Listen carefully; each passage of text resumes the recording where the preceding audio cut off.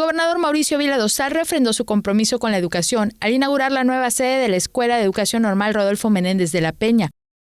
Se encuentra conformada, como seguramente ya lo vieron, por 6 edificios. En el primero se encuentran todas las oficinas administrativas. También cuenta con 2 edificios para aulas de clase, compuestos por salones de cómputo y usos múltiples, sala de idiomas, laboratorios de ciencia y matemáticas, salones de danza, teatro, artes visuales y aulas convencionales. Además, cuenta con auditorio, biblioteca, cafetería, papelería, plaza cívica y campo de fútbol.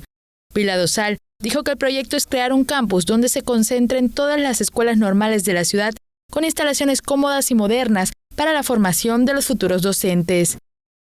El poder crear un campus de las normales como los tiene la UADY, como se tienen en otros lugares, y el primer paso pues es esta Escuela Centenaria Rodolfo Menéndez de la Peña. La directora de la Escuela Normal, Landy Padrón Solís, dijo que después de haber permanecido 50 años en su antigua sede, hoy inicia una nueva etapa en la historia de la benemérita y centenaria escuela.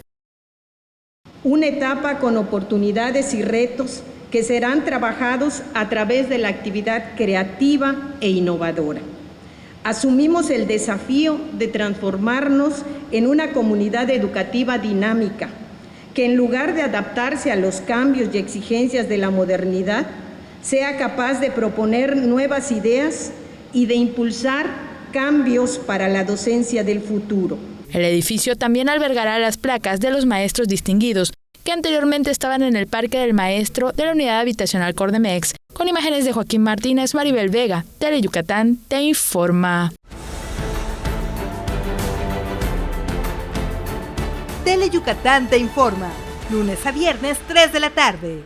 Síguenos.